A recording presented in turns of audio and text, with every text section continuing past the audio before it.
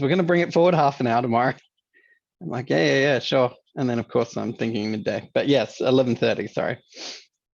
Suellen and Julian, did you get a chance to get that info out to some of your people? Because I know it's all really short notice. Yeah, I think Christy pressed go out there, or yeah. That's good. Yeah, and Millie's been sending stuff around, so. Because it's recorded too, so you can share. Yeah. You can point people to it. All right, the YouTube live is up. Just checking, it's on the Arts Front page as well. I can see Norm's embedded it. And it's live there as well. Great. Alrighty, I'm gonna mute and fade away into the background and leave you guys to it. So kick off at 12:30. And yeah, we'll be around. Elliot, stop it. Sorry, 11:30. 11:30, everyone. Just we'll ignore any time that this is why I'm not stage director. Hey, Bec, one thing just in the wrap up, do you mind just kind of flagging that other Oscar webinar thing is starting, and we'll post the link to people in the chat if they want to switch over quickly. Yep. I think you're supposed to register for that, but they'll probably turn around the registrations pretty quickly for it. And that's audiences' responses to COVID-19? Yeah, they did that research project and they've published the research, so I think it's kind of presenting the outcomes and findings of that stuff. Has anybody read it? Not it's yet. Actually, it's quite interesting, some of the findings. Yeah. Yeah, nothing hugely surprising, but yeah, I had a bit of a read through it when pattern makers put out the original draft of it. I did read that actually. Yeah. So it'll be interesting to see what they say. Yeah. I think it probably didn't capture some of the smaller audience bases because you had to have had like 1,000 people in your audience. And so I think small production companies, it wouldn't have responded to them. It would have been more about the majors and large regional centres, maybe, performing arts centres.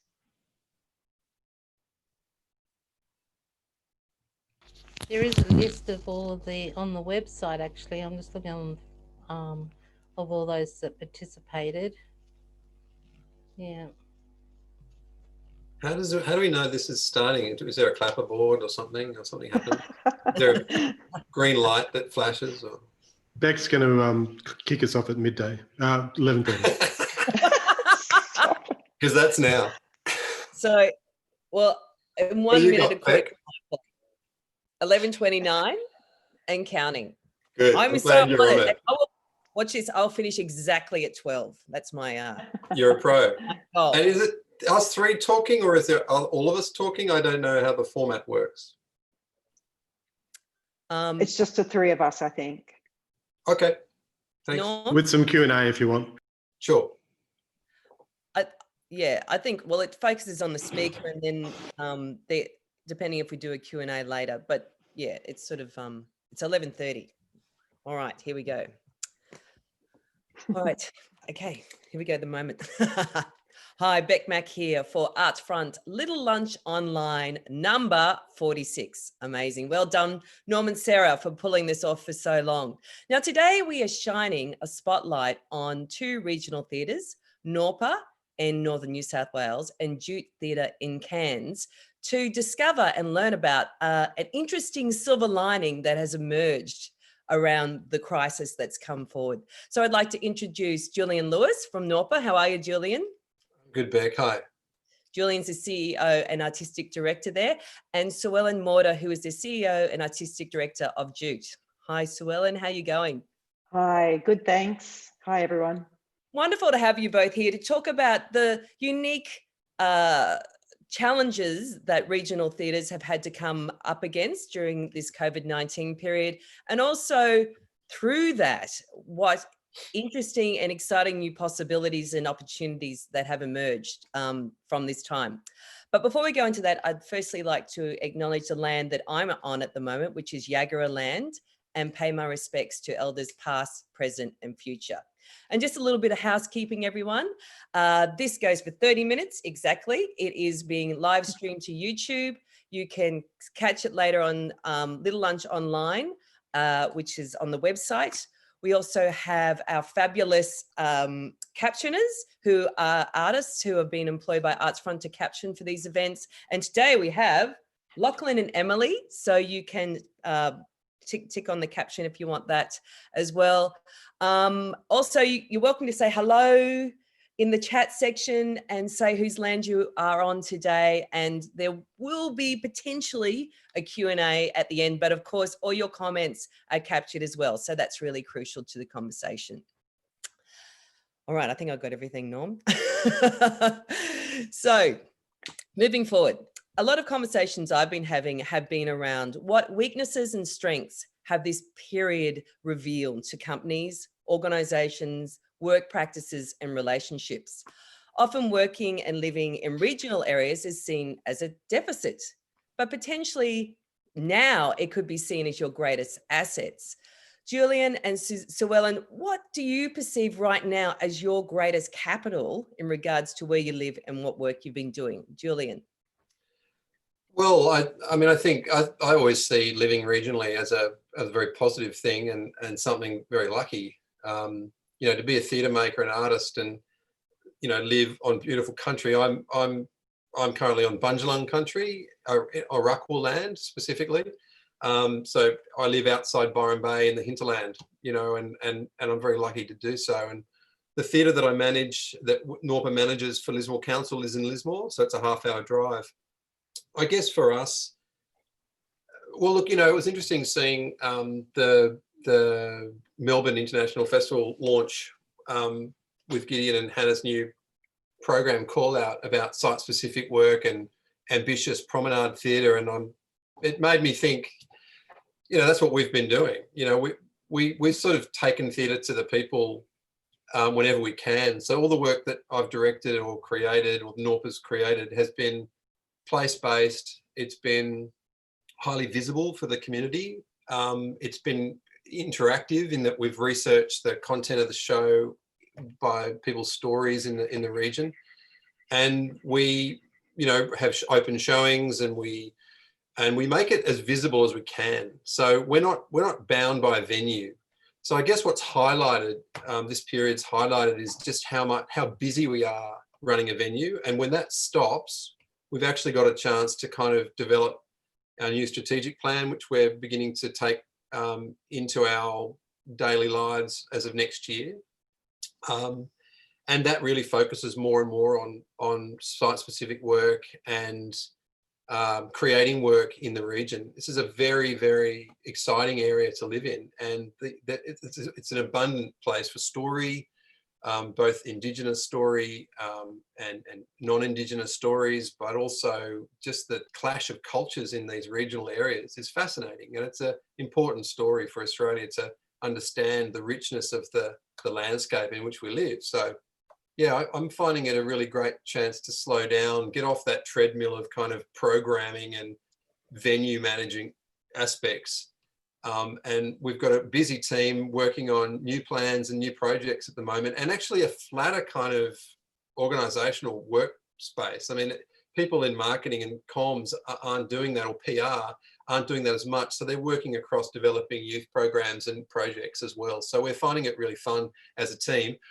Mind you, this is fun now, but when it's first hit, this was shocking, and I had to make 5 calls to say you haven't got a job and all those sort of things. So we're through the shock and horror, and now we're looking at the kind of new world and working out, okay, well, how do we actually make this positive? Yeah, well, it sounds like you're living the dream and we're all moving to your place. You're welcome. And now we're all jealous. Suellen.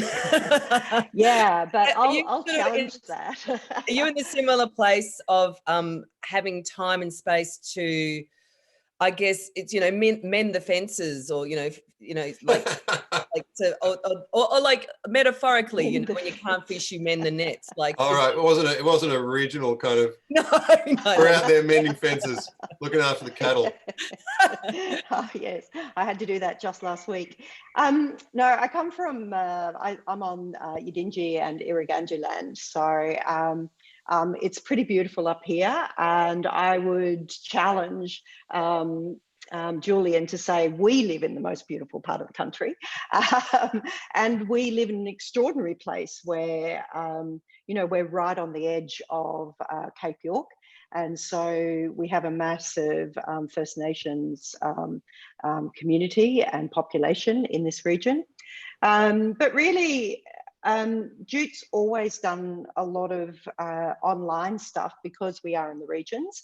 And so when we're developing a production and we have people from outside of the region working with us, we're working on Google Hangouts and talking with people.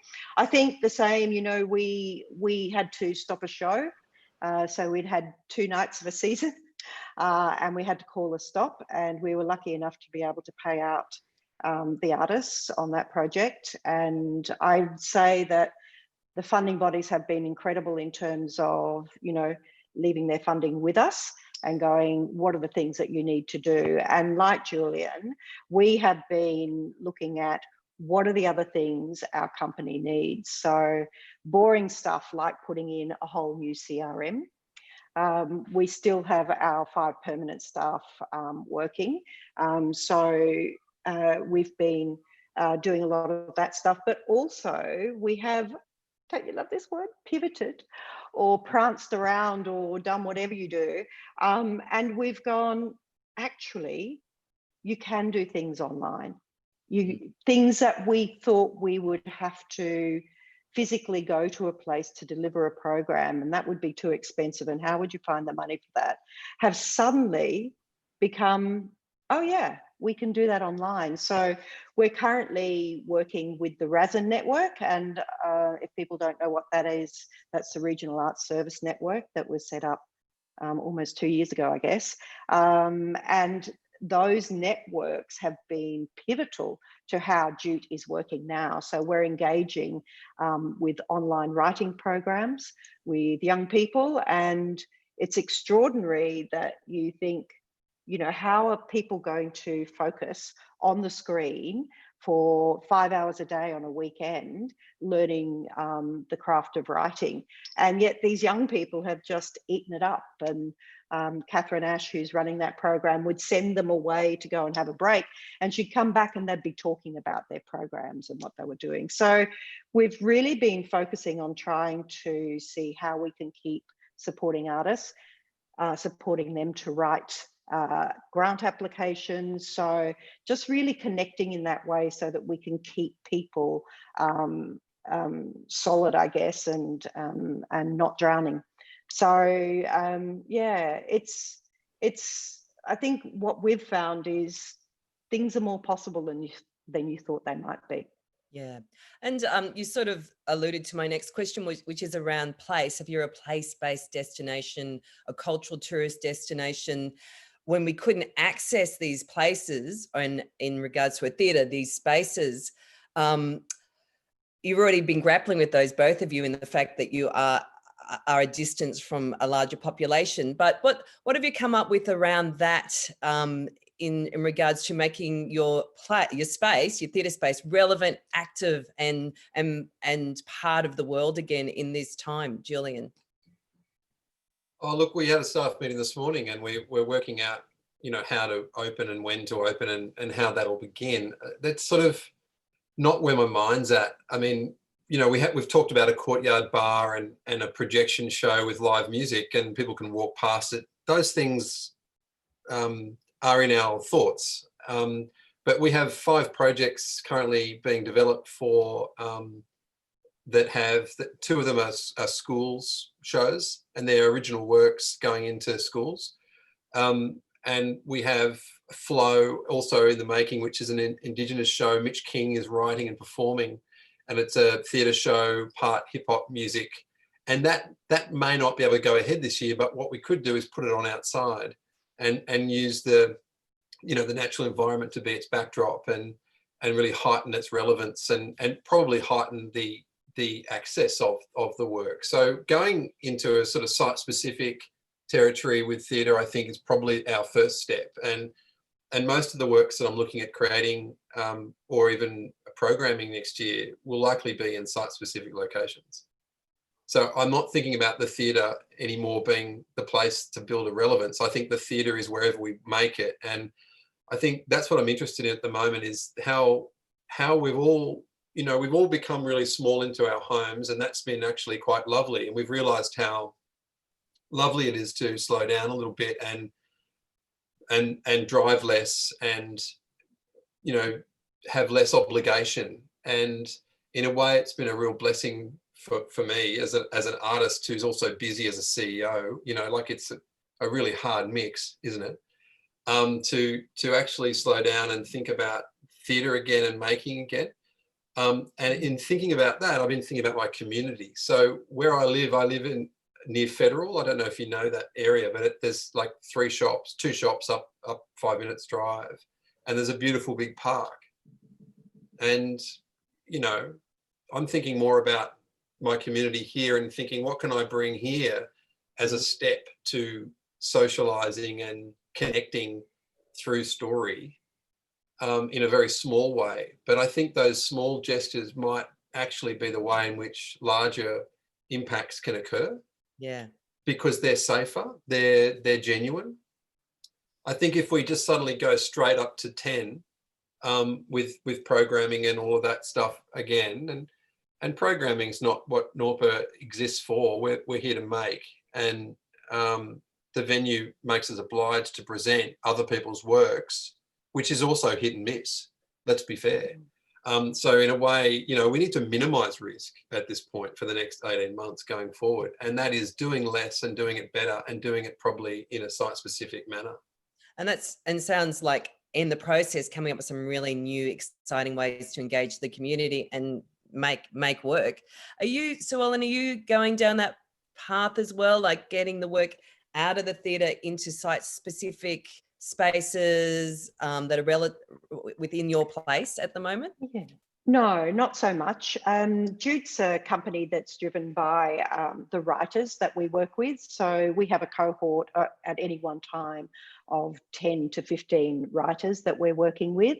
So we're developing those regional writers, and now we're stretching out across the regions. I think for us, you have to remember we've just come from being in a place of not being in our venue for 18 months. So our venue was being renovated. So we'd only just moved back there in January to what's now the Bumbajar Art Centre. And so it's just been divine to move back in there and to actually rehearse a new work and to open that show in there. So no, we're looking forward to getting back into the venue, but this year we will be focusing on doing creative developments of that work. So we've got all this work that's being backed up, and we want to undertake creative developments. So because we work with a lot of First Nations artists as well, we've just got to make sure that all of that process that happens in social distancing and being inside spaces can work for us. So we used to do a lot of site-specific work over the years, but the value of having a venue where you can create a world is still what we're going for. So we're hoping that Stage Queensland, which is our industry body in Queensland, is currently developing that COVID safe plan. And I think if we work towards that, again, we're about making work where we only do 2 or 3 shows a year. So it's about the making of the work, the developing of the writers, the developing of our Jute Actors Studio, all of that, I guess, capacity building is really at the heart of what Jute does. So the performances and the seasons are kind of like, they're the icing on the cake, if you like. But we're always engaged out there in the community. And I actually think there's been a change. People are now turning around and looking at the arts for what the arts can do in terms of coming through this process, and how can we work with people to understand what's just happened. So there's been a lot of conversations happening with our tourism, Tropical North Queensland. The council and lots of organisations are reaching out. Not just in our local community, but also from outside of this community, which is interesting, reaching out and having conversations. Yeah. And also, I'm not saying it's your organizations, but there has been a conversation around relationships of some organizations to the artists, the independent artists, the lifeblood of the work making, and where that's sort of being reconsidered, and in the past quite an inequitable relationship based on power and money. And how has this been, has there been some new things revealed to you, and how have you reached out to the artists that are the core of what you do? Julian? Yeah, Bec, I wanted to bring that up. It has highlighted the imbalance as an organisation, but I want to reiterate that that's because of a venue and really being a theatre company that can be more nimble and create work. Like in Australia, we don't have ensembles, and I don't know really why. I ran an ensemble for 6 years in Sydney on the smell of an oily rag. In fact, no one got paid. Well, occasionally we did when we got a gig, but we were trying to be an ensemble of creators and devised theatre makers. So these are the challenges that I think the theatre industry needs to tackle. For me, I mean, I'm a theatre maker, so I am an artist and I am employed, which is lucky for me. But we have an associate artist pool of 7 devising creators. Some are designers, writers, physical theatre performers across different forms and mediums. And we've been maintaining our support of those, but it hasn't been monetary. I've had to everyone's on JobKeeper. I've got 18 people on JobKeeper, and they're all technical production staff and venue staff. And me is included in that. So we're doing what we can to survive, but it has highlighted the need for us to make sure that and in a way, that's why on a personal note, that's why I wanted to become a sort of CEO and artistic director, because I wanted to wrestle the resources back over to art making and theatre making. Yeah. And not have business driving us. When I have a GM and we're co-CEO, there's a kind of default setting in me that goes, oh yeah, you deal with that because you're the GM, you manage money and budgets. Well, actually we need to grab onto this as artists and understand where we want the resources to go and start to redirect the funding that we get to the artists more so. So we maintain our relationship with associate artists.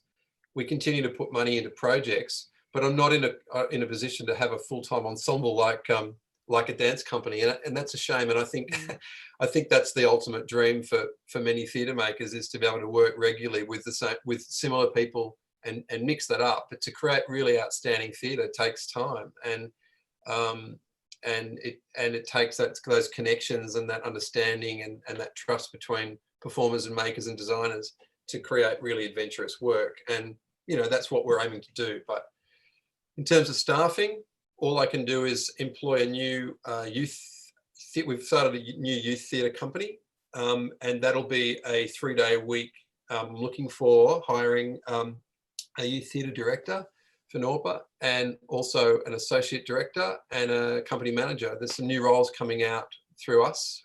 You'll hear about those if people are interested in the next coming months.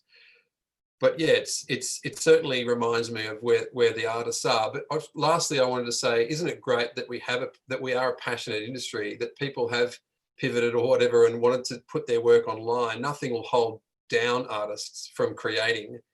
And whilst I haven't jumped into that space and I'm not really drawn to making or viewing a lot online, to be honest, I'm a traditionalist theatre guy who wants it live and wants to feel the audience experience around me. And I do think that the country is lucky to have an arts community that's that passionate and driven and professional to be able to dedicate their work and their lives and their imaginations to rebooting the culture and socialisation and the economy. We're based in Lismore, it's not a wealthy place. You can imagine the impact that we have when we have 28,000 people through the venue a year, and we have 500 performers visit the region a year and stay in beds for 3 nights or buy coffees and breakfast. So the impact is economical on these places as well. Yeah. And so balancing that and artists and the imbalance of it's a tough terrain. You can see what I mean. Yeah. And Suellen, you're in the same boat, CEO and artistic director. In relationship to that question also, how have you felt the state government has, like the feds have come out with a specific grant? How's the state government, what's their response been in supporting the independent artist sector, do you think? Yeah, I think Arts Queensland have just come out with a new independent artist plan, funding pool. So I think they have been listening. Really interesting. They've been doing lots of conversations with sector groups. Regional theatre, but that's about it. It's pretty. Sorry. Oh, sorry. Oh, muted, gone. Whoops, we heard that. Sorry, Suellen. So I do think that there's a lot of conversations going on. Sorry, it's just put me off. Don't know where I was at. So I'm just hoping that there are a lot of, while there are a lot of artists in Cairns, there are not a lot of artists that solely survive, particularly in theatre, through theatre contracts. So the reality up here is that most people have other jobs, have other work. So the job for us is to try and find out what are those funding opportunities that are happening, and to support those artists who wouldn't usually write a grant to write a grant, to think about the projects that they're developing.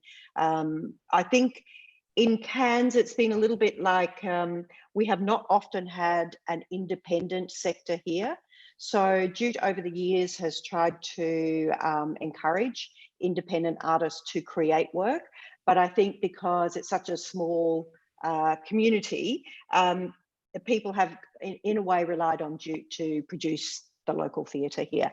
But now there are a couple of other companies emerging, which is fantastic. So our job is really to try and keep the conversation going with them to see how we can support them to get into work. So yeah, and I think, you know, I do think that our Arts Queensland has really listened to the sector, and that they are trying to get things out there. They've been, in terms of us having programs that we can no longer do this year, they've approved repurposing of that. There's been a really great sense that tell us what you need, and we'll okay that, you know. So I guess, yeah.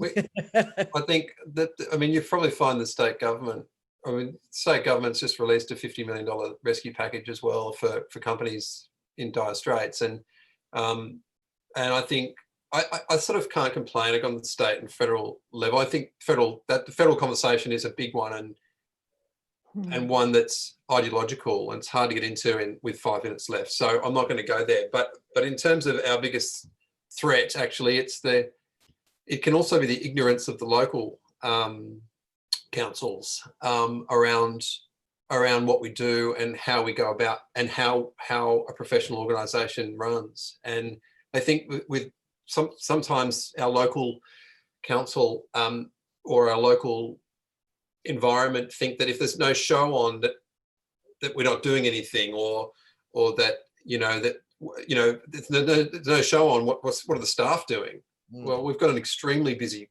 group of people managing a whole bunch of aspects, and so it's an industry. It's a machine that needs constant work, constant connection and communication with stakeholders, and it's you know, so that's more my threat is the local council. Yeah. To be really honest with you, and you know, we're in a bit of a worrying scenario with them, and that's an ironic place to be when you're also recognised as one of the leading regional theatre companies in Australia that they don't really get it. So sorry, I just wanted to sort of share that. Put that out there. And I mean, we do only have 5 more minutes, but so if anyone wants a quick question, put your hand up and wave, or write it in the chat. And this is my last question quickly. Going forward, do you think through this process, now that you may have the opportunity to broker a different, better deal with the community around the value of what the arts can bring collectively to the place that you live in. Suellen?